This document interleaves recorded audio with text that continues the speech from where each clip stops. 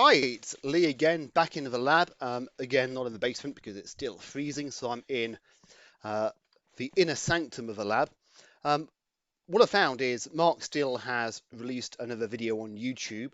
The title is Trolling This One.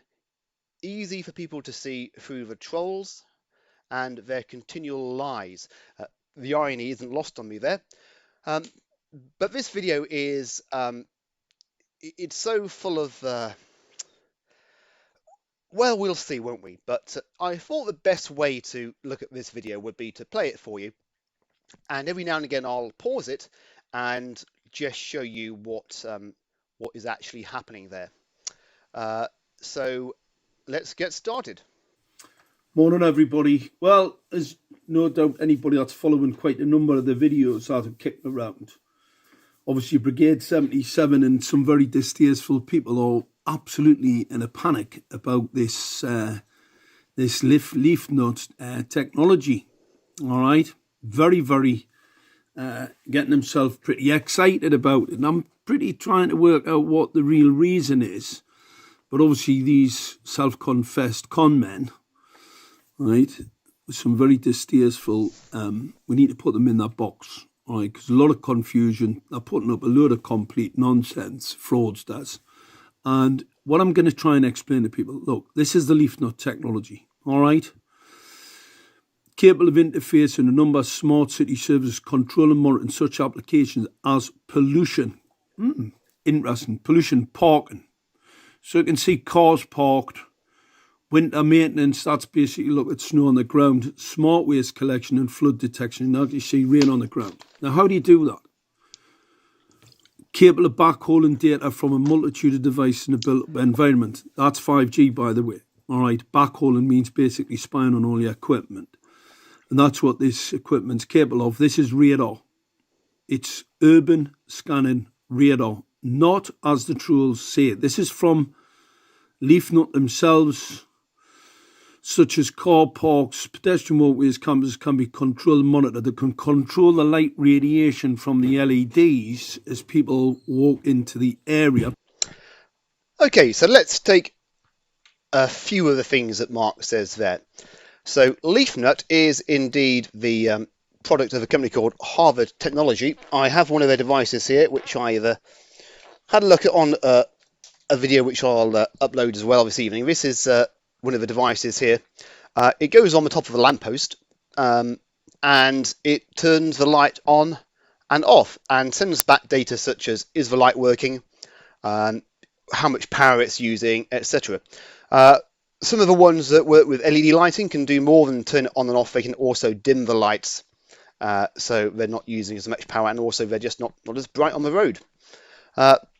So that's what this is designed to do. So Mark says a couple of things. First thing he says is that it can help with things like pollution, parking, winter maintenance, smart waste collection, flood detection. And these are all good things to do. How would it do that? How would it monitor such applications as pollution? Well, we have NO2, CO2 and diesel particulate monitors around London, for example. And what they would do is they would connect those sensors to a LeafNut device, and every now and again they would send back stats about the levels of those gases and those particulates. That's what it does for pollution monitoring.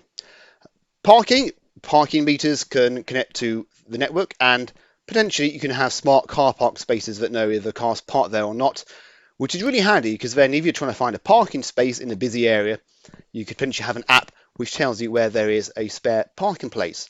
Smart waste collection. Where I live here, we have some municipal bins, and sometimes they're full to overflowing. It would be great if they could know when a bin is actually full, and they could send people to empty the bin when it's full, rather than just every couple of weeks or every week or so.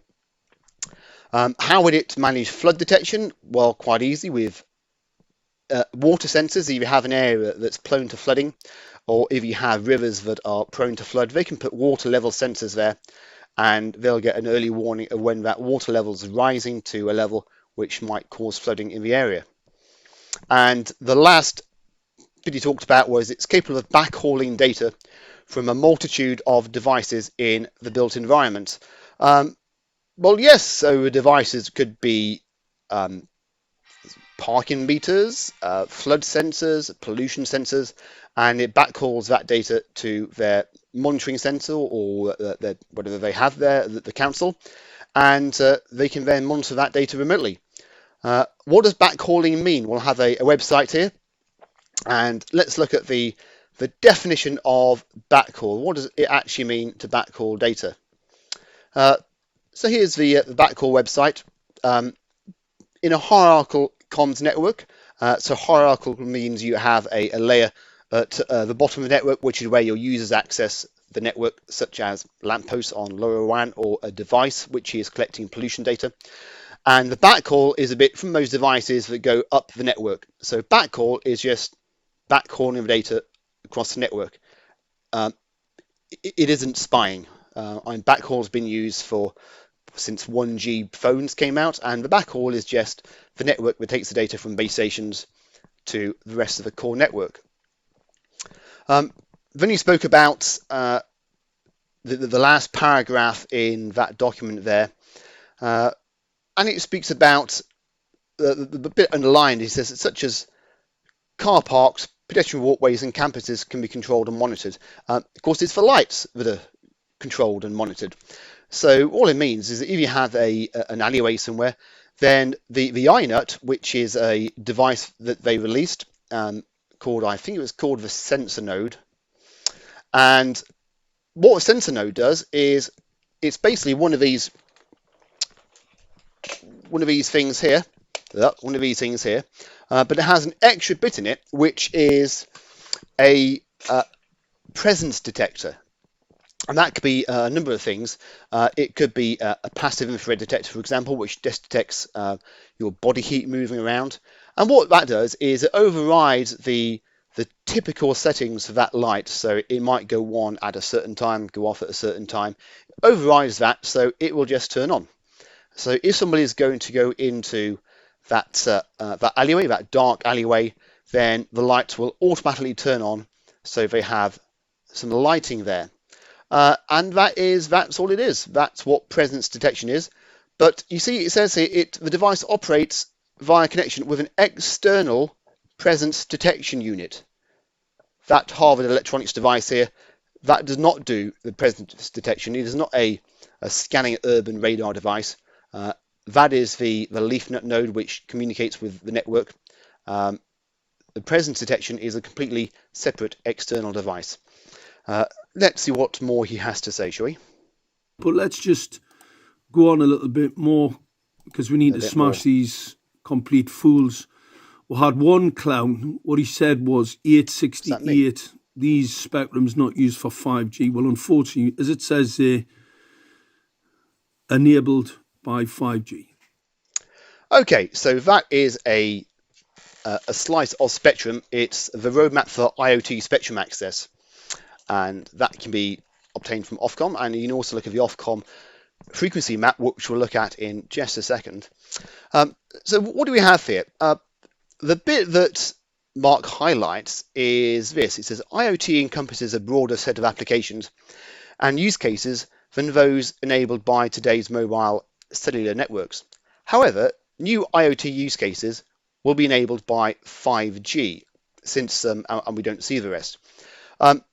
So yes, new IoT cases might be enabled by 5G, but these LeafNut devices were installed in about 2012, before 5G was even a thing. In fact, in 2012, 4G networks were only just beginning to launch.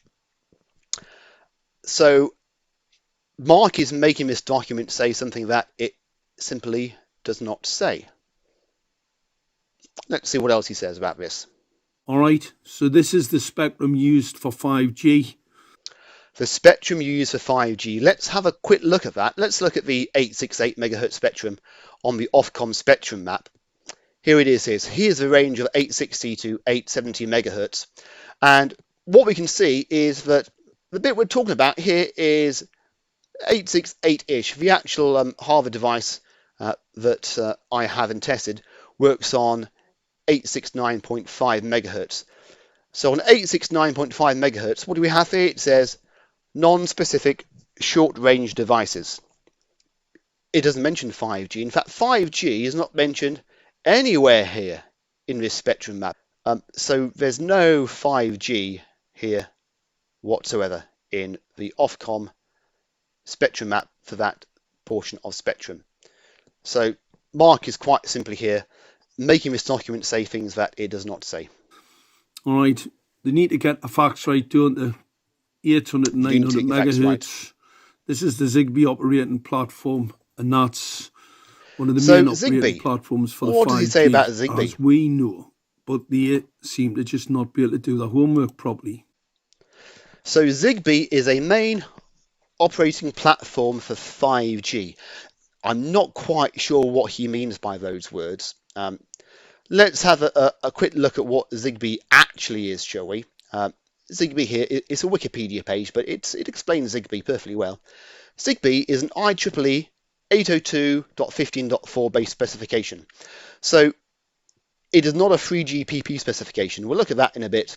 3GPP are the group that defines the 5G specification. So ZigBee has nothing to do with 5G. It's a suite of high-level comms protocols used to create personal area networks with small, low-power digital radios, such as for home automation, medical device data collection, and other low-power and low-bandwidth needs, designed for small-scale projects which need wireless connection. That's what ZigBee is. ZigBee has nothing to do with 5G, Mark. It's an OfCom document. Look, 5G can be also rolled out in bands with existing authorization, such as bands currently used for 2G, 3G and 4G, as long as it falls within the technical parameters. What are those technical parameters? Well, the main technical parameter for 5G is actually focused energy in air, as we all know. And how you do that, use these type of lenses that are fitted to the antenna in these high gain strips. Now, so he says the main parameter for 5G is focused energy in air. Mark hasn't found a reference for that anywhere because it is not a main technical parameter of 5G at all. The main parameters of 5G are found here. This is the 3GPP website. From here, you can download the entire specification set for 5G.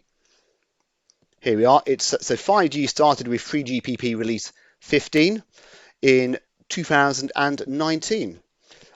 So I'm not sure where Mark gets this main technical parameter for 5G from, of being focused energy in air, because that isn't mentioned anywhere in the actual 5G specification set.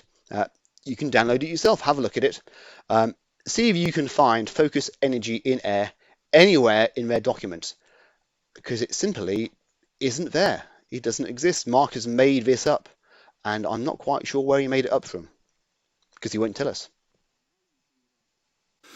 This is a PCB antenna, so it's a high gain microstrip printed onto this PCB.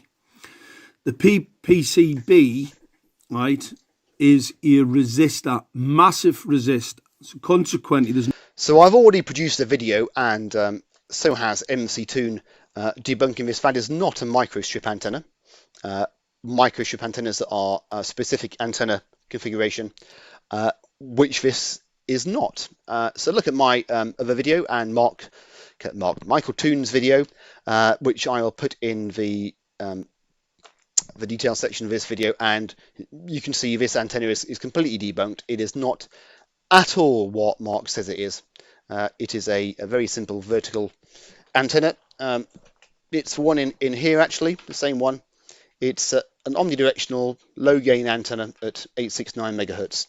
But let's see what he says about this antenna, shall we? Nothing on the back side of this antenna, the other side, so it's totally, it resists any radiation pattern going through here. Now, you may get some leakage, however... No, it doesn't. It is electrically resistive, so it's an electrical insulator. It is not an RF insulator, because that would be impossible. It's just it's a piece of fiberglass board. The actual spec board is FR4. You can look at that spec. It is fiberglass board. Fiberglass does not block RF, as you probably know. What does block RF is metal. And so in one of the videos I made earlier, I took this very antenna and I put a metal reflector behind it. And you can see then when you turn the antenna around that when the metal reflector is between the antenna and the signal goes down because that metal reflector reflects the energy back and doesn't let the energy pass through it. Unlike this bit of circuit board here, which is an electrical insulator, but for a signal, a radio signal at 868.869 megahertz, it is pretty much completely transparent. And again, my video demonstrates this, that when you turn the antenna around 360 degrees, when the back of the antenna, which is the bit with the circuit board on, is facing the signal doesn't go down, and so it is not being blocked by that bit of circuit board. The main drive of the antenna here is at 180 degrees from this flat plane. All right? Just basic science. So he says that the radiation pattern is 180 degrees.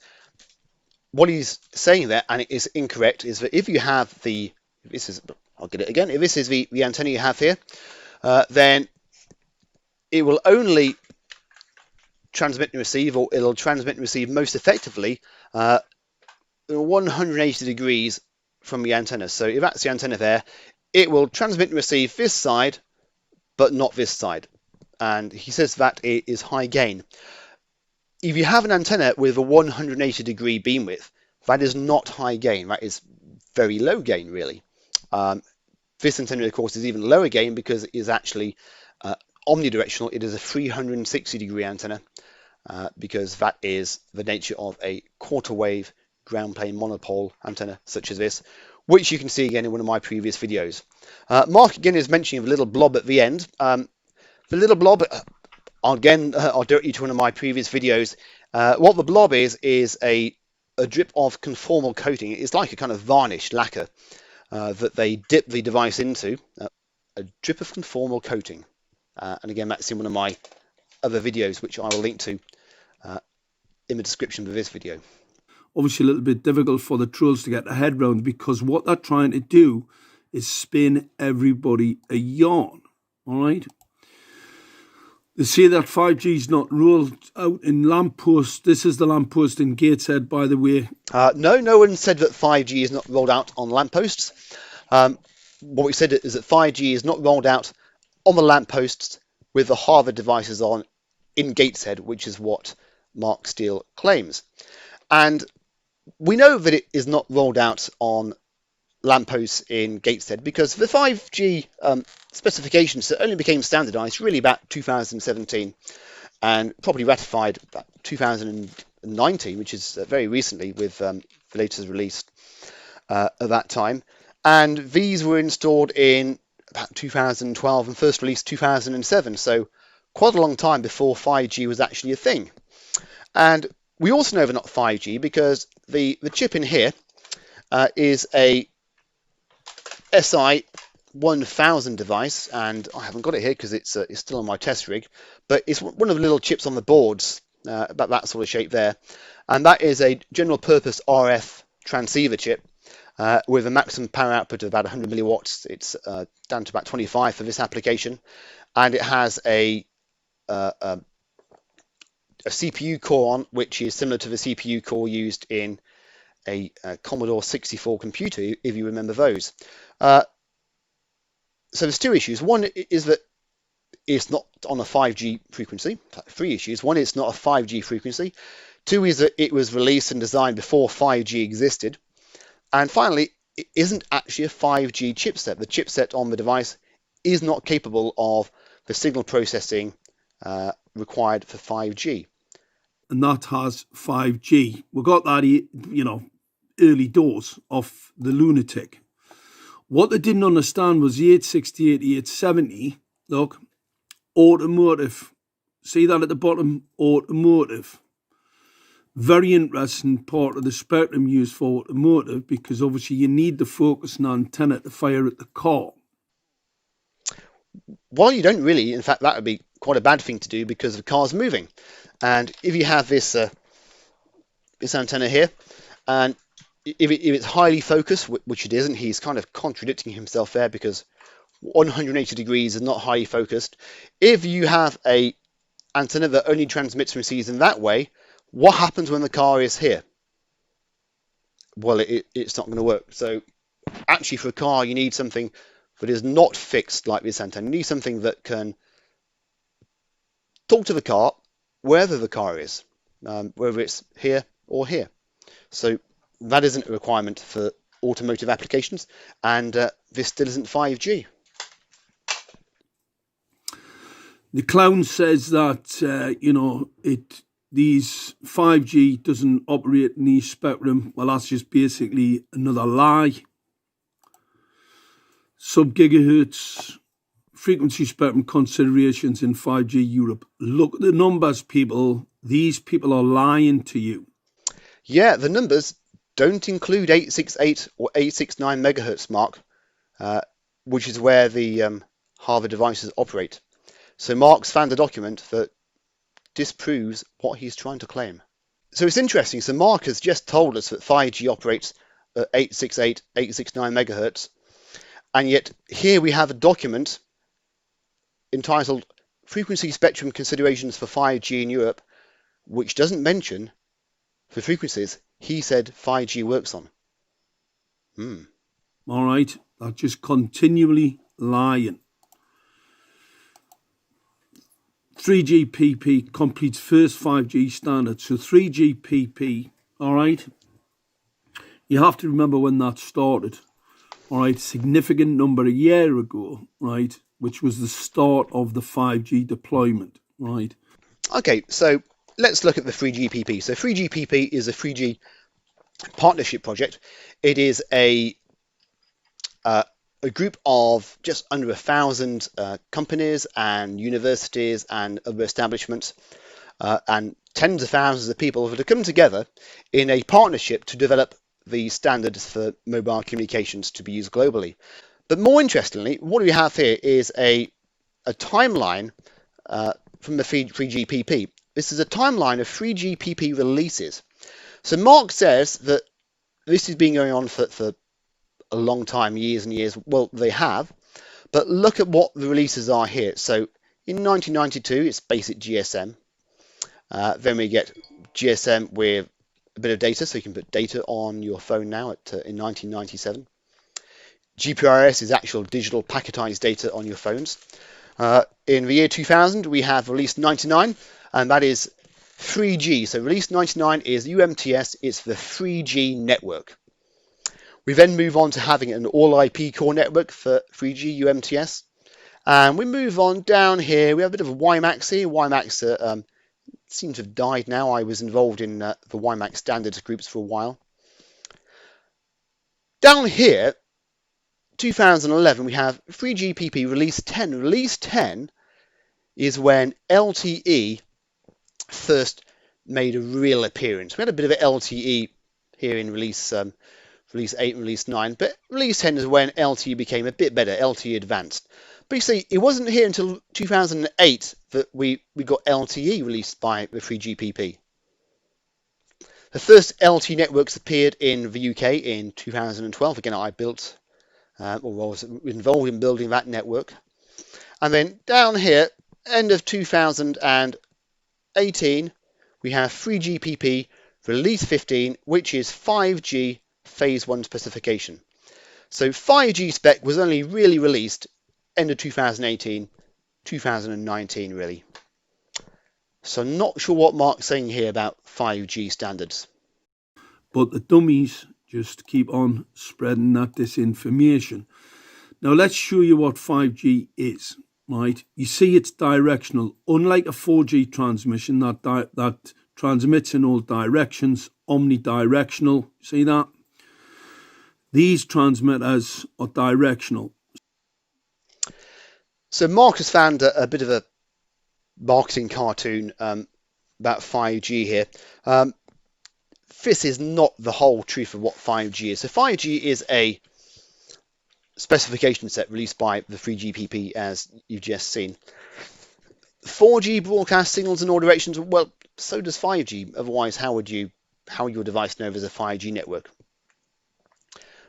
What 5G can do is it can use a technology called beamforming. And what beamforming allows a base station to do is that rather transmitting your data that's going to your phone in all directions on that cell site, so it won't be 360 degrees, it'll be one of the sectors on that cell site. So rather than transmitting your data all over that way, to all these people here and this whole area, it just transmits it to your device. And what that means is that it can use lower power to do that. So rather than using, say, 20 watts to transmit a signal that's only intended for your phone over that whole area, it will use maybe 5 watts or less to transmit it just in a specific direction to your device. And this is good because it means it uses less power, and it means there's less interference on the network for other users using the network. And if there's less interference, you get a better signal, and you need to use less power to get that better signal. So that's what 5G can do. It's not a requirement of 5G. 5G can use omnidirectional antennas, but 5G has the option of using these beamforming antennas. But this isn't new, because beamforming has been around for quite a while. In fact, I installed a beamforming mobile network in 2005 using equipment from a company called Navini Networks, which had a 9-element beamforming array at 3.5 gigahertz. So beamforming is not new. It's just new when it's applied to a mass mobile technology such as this. But even then, some 4G vendors had base stations with beamforming and MIMO. It's not a new thing. This is just a marketing cartoon, Mark. You can do better than that. No. So you see the autonomous vehicle, that's why in the top of that streetlight it's an 868, because that's the bit that's the spectrum that's been allocated for this autonomous vehicle. That's how we know what was in the streetlight. So Mark is saying that in 2011, 2012, Gateshead Council were thinking about autonomous vehicles when they installed lighting controllers on top of their streetlights. I don't think they were, Mark. And there's another issue here. So the device that we have, the Harvard device, uses a protocol called WiMAX for its communications. WiMAX is a part of the family of protocols for low power, longish range, low bandwidth, low duty cycle communications. On a LoRa network, you have what's called a transmit duty cycle, which is how often you can transmit. And the highest duty cycle on 868, 869 megahertz for the LoRa protocols, which is part of the LPWAN family, is 1%. 1%. That means that in 60 seconds, that's 1 minute, you can even transmit for one whole second in 1 minute. So how are you going to control autonomous vehicles when you can't even transmit to them for a whole second in 1 minute? How's that going to work, Mark? The equipment was 5G because of the spectrum frequency it operated at. But we've already seen, Mark, that spectrum is not allocated to 5G. And when they were installed, 5G didn't exist. I mean, anyway, Harvard launches sensor node. Look, it just says it because lights are brought back to full brightness when someone enters the area. This is urban radar scanning technology. Okay, let's have a look again at the website which discusses this sensor node device. So yeah, the idea again is that if you walk down a street or an alleyway, then the lights will turn on, so the lights aren't on all the time. This is good. We live in a fairly quiet street here, and the lights are on all the time. They don't need to be. They're just wasting electricity and shining it into my bedroom window, so we have big thick curtains to block the light out.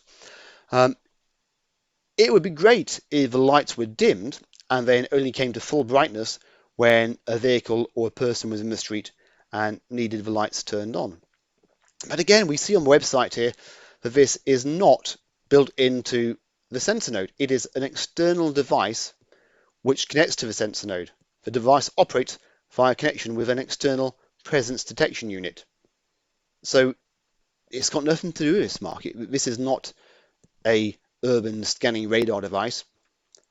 Something needs to plug into it to detect people. Because that's how we can see people entering into the area. Also, as the director's document says, for automotive. I mean, it's just beggars belief how dumb these people are.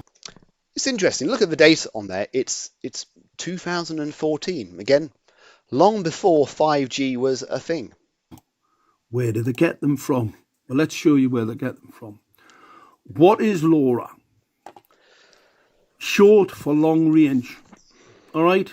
Short for long range. That's what LoRa stands for. Short for long range. Makes pretty sense, doesn't it? So let's just see what this clown pad store, Craig pad store, obviously he's a dog. He's got a picture of a dog there.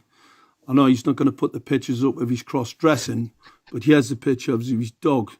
He said no up-816 is used for lower power short-range applications such as LoRa. Hang on, what does that say, Craig? Short-range applications such as LoRa. Interesting, because that means long-range, Craig. You need to stop dressing up. I don't know what sort of lipstick you're using, but you need to change it. So I've spoken to Craig a few times on Facebook. I'm not sure where Mark's transphobia is coming from here. If Craig dresses up in dresses and puts lipstick on, that's his business. Maybe Mark likes that kind of thing. Maybe he's fishing for a date here. I'm not quite sure why that's relevant. But okay, so let's have a look at the 868 megahertz spectrum again. Oh look, non-specific short-range devices. So what Craig actually said here is that 868 megahertz in EU is used for low-power, short-range applications, which is exactly what the OfCom spectrum map says here. Now, LoRa is indeed capable of long-range applications when it's line of sight. So when you can see the transmitter from the receiver, then you can get to maybe 10, 15 kilometers, which is great because that means you can use LoRa for monitoring remote water stations or remote power systems, substations, for example. But in an urban setting, when you have buildings all around you and sort of clutter such as vehicles moving around and all that kind of stuff, and people's houses and things, the range is much shorter, and you might get a kilometre out of LoRa, depending on what the clutter is around that area. That's all Craig was saying there. WiMAX, this is the antenna, all right, that allows you that long range capability, because obviously it's a microstrip antenna. It only radiates from this side out over. You may get some leakage, however. Well, that's wrong. We've already looked at that, haven't we? And my other videos completely disprove that. And so does MC Tunes. It is not a microstrip antenna because microstrip antennas don't look like that. And it's omnidirectional, which has been proven by my video when we spun the device around and looked at the signal strength in all 360 degrees. Maybe Mark didn't see that video, although I'm sure we commented on it. Maybe he didn't understand it. I'm not sure. But while we're here, let's have a quick look at LoRa, shall we, and what the applications of it are. So this is the website from the LoRa Alliance. LoRa WAN specification is low power, Mark, wide area networking protocol designed to wirelessly connect battery operated things to the internet in regional, national, global networks. It doesn't have to be the internet. I wouldn't want street lamps here connected to the internet. That doesn't sound like a good idea to me, but they connect to the local council so they can control the street lamps. That is what LoRa is. LoRa is very low power. Okay, so let's have a look at the LoRa documentation, shall we, and see how much power you can transmit. So this is the LoRa spec here. You can again have a look at this if you like. I'll put the link down in the description under the video here. In Europe, for example, when you're using the ISN band frequencies 863 to 870 megahertz, users must comply to the following rules. For uplink, i.e. from the device that Mark has here, that I have here, the maximum transmission power is limited to 25 milliwatts. 25 thousandths of a watt is the maximum that device can transmit. Okay, so yeah, it's very low power, Mark, and it's omnidirectional. Let's say that on the antenna here, on the device rather than that antenna, there was a highly directional antenna, such as a Yagi, such as the one in the website here. This Yagi has a gain of 23 dB. Okay, decibels we add up, it's very simple. So 23 add 14 is a grand total of, are you going to beat me to it? 37. So let's see what 37 dBm is in watts, shall we? Let's see if you have that big antenna, which is about 1.3 meters long. Let's see how many watts you'll be transmitting from the antenna, just in the direction it's pointing at, which should be quite narrow. And the answer is, so it's about 5 watts. But you're only putting 25 milliwatts into the antenna. All it's doing is narrowing that down, because that's what directional antennas do. And so the effective power, if you're here right in front of the antenna, is like you were transmitting 5 watts omnidirectionally in all directions. That's what the gain of an antenna means. So even if it was a high gain antenna, which it isn't, then you're still only transmitting 5 watts and still only in that very, very narrow direction there. It mainly is directional from this side of the PCB board. Pretty straightforward. I hope people can get that. If it's so straightforward, why does Mark get it so wrong? Here's an industry document, shows the antennas on the top of the streetlights. You see that, everybody? Directional. So what Mark's done is he found some sort of cartoon somewhere. All it signifies is that lamppost is talking to another lamppost. This is not a technical document, Mark. It's not making any implications about the directionality of the antenna. Yeah, it's a cartoon. It's a marketing cartoon. Now, if these clowns want to show me what a directional antenna looks like, because we're waiting for the pictures of them, we have them, we know what they are, but these dummies just don't. But they're in a panic for a reason. This trolling is bizarre for a reason. So anyway, we'll put this up on YouTube. Let's see how many Brigade 77 thumb it down. Let's see how many more fake profiles, they can put up. So when Mark says a fake profile on YouTube, what he means is a YouTube account with no content. Most YouTube accounts have no content. All it means is that you've logged into YouTube with either your Google account or another account you might be able to log in with, so you can put comments in. That is not a fake account. That's just an account with no content. To try and keep the sheep herded, right, away from realising that your local council's fitted a target acquiring weapon system to the street furniture outside your bedroom. They just don't like it, do they? So Mark thinks that Gateshead Council has fitted a targeting weapon system from the Chinese onto the lampposts in Gateshead. in about 2011, 2012. This is, surely, this is a Doctor Who plot, isn't it?